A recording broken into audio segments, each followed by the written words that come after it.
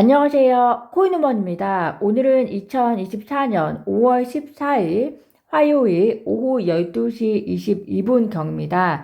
구독과 좋아요, 알림 설정 정중히 부탁드리면서 오늘 영상 시작하겠습니다. 5월 15일 미국 4월 CPI 발표를 앞두고 단기 보유자들의 매도 추세에 하락을 면치 못했었던 비트코인이 어젯밤에 약 2% 소폭 상승하면서 현재 업비트 기준으로 8,700만 원대 가격이 형성되어 있습니다.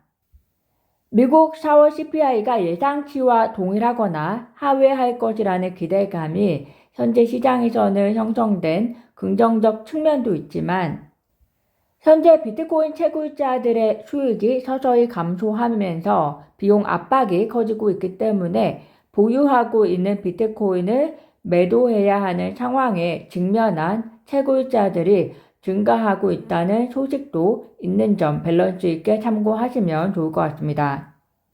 동시에 오늘 기사를 보시면 크라켄 내 마운트곡스 비트코인 API 인터페이스에 송금 준비 중이라는 문구가 표시되어 있다는 점이 밝혀지면서 10월 31일 이전에 14.2만 비트코인의 배분이 시작될 조짐이 보여짐을 확인하실 수도 있을 것 같습니다. 물론 모든 물량이 매도되지는 않겠지만 상당량이 매도될 가능성이 있기 때문에 이로 인한 가격 영향도 함께 참고하시면 좋을 것 같습니다.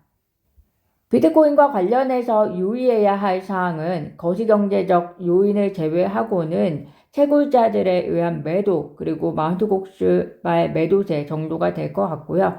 그렇지만 그런 매도세를 또 상쇄시킬 만한 호재도 분명히 있다고 봅니다. 우선 블룸버그 ETF 전문 애널리스트 에릭 발추나스가 X를 통해서 현재 블랙록의 비트코인 현물 ETF인 RBIT의 보유 기업이 약 250곳에 달한다는 소식을 전했습니다. 그의 평가에 의하면 이는 출시 1분기 치고는 엄청난 기록이다. 그리고 아직 SEC의 보유 ETF를 보고해야 하는 보고 기한이 일주일 정도 남았다. 라고 전한 만큼 각각의 기관들이 보유하고 있는 보유 규모를 떠나서 이는 더 많은 기관이 앞으로도 더 유입될 수 있는 가능성 자체를 보여주었다는 점에서 매우 고무적인 일이라고 생각이 듭니다. 그 가능성이 2분기, 3분기, 4분기 동안 실현이 되기 위해서는 결국에는 이 기관들이 보유하고 있는 비트코인 현물 ETF의 퍼포먼스일 것이라고 생각이 들고요. 이 퍼포먼스가 증빙 기록이 되어서 타 기관들의 유입 확산에도 영향을 끼칠 것이라고 생각이 듭니다.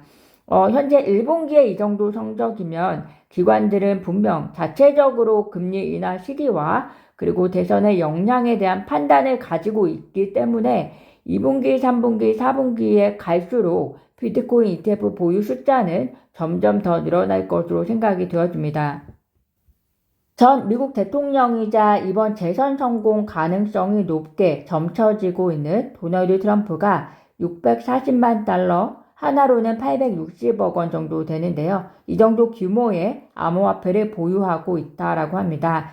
유명 인사 중에서 암호화폐 보유량이 많은 5명 중에 1명이라고 밝혔는데요. 자체 암호화폐 보유량도 많지만 재선에 성공하면 암호화폐의 우호적인 정책을 펼칠 것이라고 약속한 트럼프가 재선에 성공하면 과연 비트코인이 얼마까지 올라갈 것인가? 영국 대형은행 스탠다드 차타드 보고서에 의하면 트럼프 전 대통령이 재선에 성공할 경우 비트코인 가격이 내년까지 약 20만 달러, 하나로 약 2억 7,320만 원으로 상승할 수 있다라고 내다본다고 합니다.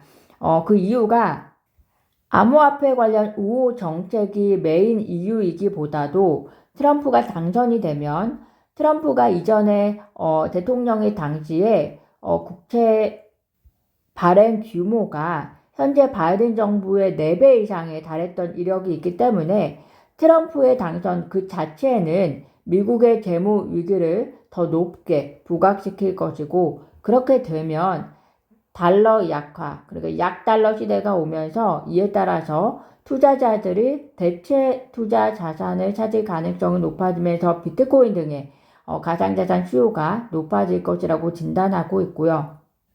또한 트럼프가 대통령이 되면 지금도 연준의 통화 정책에 대해서 불만을 토로하고 있는 트럼프이기 때문에 임기 시작과 함께 연준을 공개적으로 압박하면서 정치적 영향력을 행사하려 할 것인데, 이는 인플레이션 통제에 대한 투자자들의 불안감과 동시에 대체 자산으로서 비트코인의 존재감을 부각시키는 이벤트가 될 것이다 라고 이렇게 평가를 하고 있습니다. 브래드 갈링하우스 리플 CEO가 며칠 전에 미국 정부가 테더를 쫓고 있다라는 의혹을 제기를 했었습니다. 저는 그 당시 그 발언을 보았을 때 리플 CEO가 SEC 게리 겐슬러를 공격하는 것으로 해석을 했었고, 지금도 여전히 그 생각에는 변함이 없습니다. 왜냐하면 지금까지 SEC의 행보를 보면 암호화폐를 향한 공격을 차츰 광범위하게 넓히고 있으면서 표적을 정조준하기 위한 방향으로 가고 있다고 생각을 했고, 그래서 암호화폐 브리징 역할을 하고 있는 테더에 대한 공격도 고려하고 있을 것이다 라고 생각을 했었습니다. 그런데 테더 CEO는 브래드 갈링하우스의 발언에 대해서 발끈했다는 소식입니다. 보시는 것처럼 트윗에도 한바닥 적었듯이 SEC 조사를 받고 있는 한 회사의 CEO가 아마도 리플의 브래드 갈링하우스를 이야기하고 있겠죠. USDT와 경쟁이 될 수 있는 스테이블 코인 출시를 발표한 뒤에 USDT에 대한 공포를 확산시키고 있다. USDT는 주로 신흥시장과 개발도상국에서 수억 명이 사용하고 있는 세계 최대 스테이블 코인이다. USDT는 안정성, 높은 유동성 등을 오랜 시간 입증해 왔다라는 글을 남겼습니다. 이에 대해서 리플 CEO 브래드 갈링하우스가 답변을 남겼는데요. 나는 테더를 공격한 것이 아니다. 팟캐스트 중에서 내 입에서 나온 말은 나는 테더를 생태계의 매우 중요한 부분으로 보고 있다는 것이고, 내가 하고 싶었던 말은 미국 정부가 달러 지원의 스테이블 코인 발행자들에 대한 더 많은 통제권을 원한다고 분명히 밝혔기 때문에 테더는 최대 기업으로서 그들의 시야에 들어와 있다라는 것을 이야기한 것이다 라고 이야기를 하고 있습니다. 즉 미국 정부가 이야기했던 것이고, 테더는 스테이블 코인 중에서 최대 기업이기 때문에 당연히 미국 정부가 얘기한 것에 속해 있다라는 것을 이야기한 것이다 라고 해명을 한 건데요.